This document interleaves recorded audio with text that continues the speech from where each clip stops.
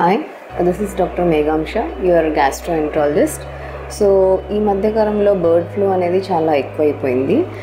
దాని గురించి మనం ఈరోజు ఈ వీడియోలో తెలుసుకుందాం. బర్డ్ ఫ్లూ అంటే avian influenza. So this is caused by influenza virus. So birds నుంచి జనరల్గా మనుషులకి రావడం చాలా rare, except like in contaminated ఎన్విరాన్మెంట్స్లో ఉంటే, లైక్ ఇన్ఫెక్టెడ్ బర్డ్స్తో, వైల్డ్ బర్డ్స్తో క్లోజ్ కాంటాక్ట్ ఉన్న వాళ్ళకి ఈ ఇన్ఫెక్షన్ రావచ్చు. ఈ బర్డ్ ఫ్లూ అనేది మనుషులకి ఎలా సోకుతుంది? సో మనము ఇన్ఫెక్టెడ్ బర్డ్స్తో కాంటాక్ట్లో ఉన్నప్పుడు, లేదంటే బర్డ్ డ్రాపింగ్స్ వాటితో కాంటాక్ట్ ఉన్నప్పుడు, లేదంటే వైల్డ్ బర్డ్స్ని, లేదంటే ఈ ఇన్ఫెక్టెడ్ డెడ్ బర్డ్స్ని హ్యాండిల్ చేసినప్పుడు పౌల్ట్రీ వర్కర్స్కి వాళ్ళకి ఈ ఇన్ఫెక్షన్ సోకచ్చు. మనుషుల నుంచి మనుషులకి ట్రాన్స్మిషన్ చాలా rare, but very severe diseases మనుషుల నుంచి మనుషులకి ట్రాన్స్ఫర్ అవ్వచ్చు. ఒకవేళ ఈ బర్డ్ ఫ్లూ మనుషులకి సోకితే వాటి సిమ్టమ్స్ ఏంటి? ఎనీ రెస్పిరేటరీ ఇన్ఫెక్షన్స్ లాగే ఇది కూడా fever, sore throat, muscle pains వాటితోనే స్టార్ట్ అవుతుంది. సివియర్ కండిషన్స్లో లంగ్స్కి నిమోనియా లాంటివి, అక్యూట్ రెస్పిరేటరీ డిస్ట్రెస్ సిండ్రోమ్ లాంటి కండిషన్స్ డెవలప్ అవ్వచ్చు.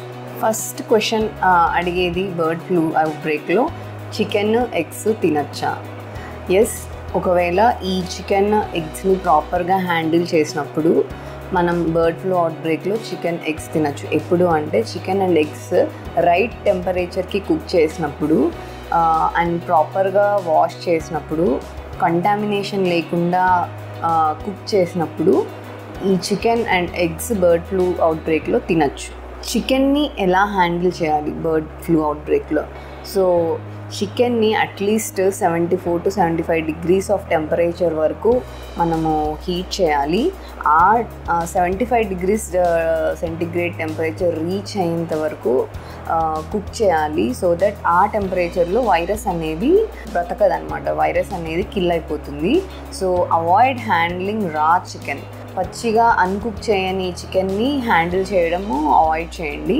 సో చికెన్తో కాంటాక్ట్ వచ్చిన ఎనీ సర్ఫేస్ కానీ, యుటెన్సిల్స్ కానీ, హ్యాండ్స్ కానీ ప్రాపర్గా వాష్ చేసుకోవాలి. సో దట్ కంటామినేషన్ అనేది, స్ప్రెడ్ అనేది మనము స్టాప్ చేయడానికి. నెక్స్ట్ క్వశ్చన్, ఎగ్స్ని ఎలా హ్యాండిల్ చేయాలి ఈ బర్డ్ ఫ్లూ అవుట్ బ్రేక్లో?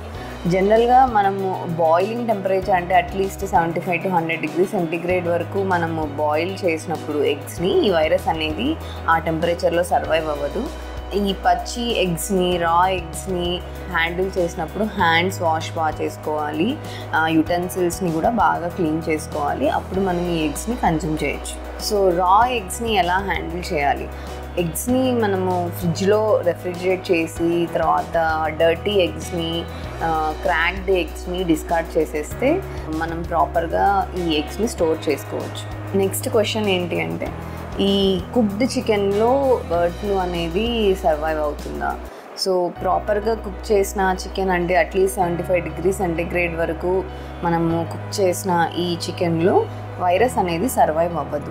నెక్స్ట్ క్వశ్చన్ వచ్చేసి, ఈ బర్డ్ ఫ్లూ అవుట్ బ్రేక్ టైంలో మనం మార్కెట్ నుంచి ఎగ్స్ కానీ చికెన్ కానీ కొనచ్చా?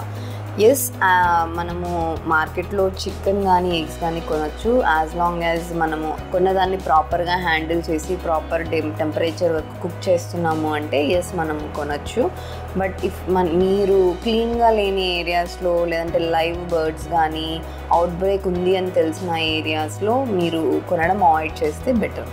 Key takeaway points regarding this bird flu.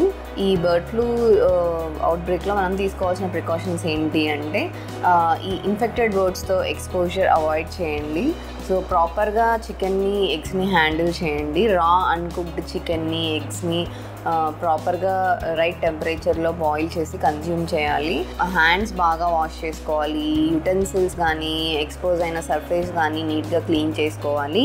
ఒకవేళ ఏదైనా సిమ్టమ్స్ డౌట్ ఉంటే, ఎస్పెషల్లీ ఈ మార్కెట్లో పనిచేసే పర్సన్స్ కానీ, పౌల్ట్రీతో క్లోజ్ కాంటాక్ట్లో ఉండే పర్సన్స్ కానీ ఇలాంటి సిమ్టమ్స్ ఏమన్నా ఉంటే త్వరగా మెడికల్ అడ్వైస్ని తీసుకోవడం బెటర్.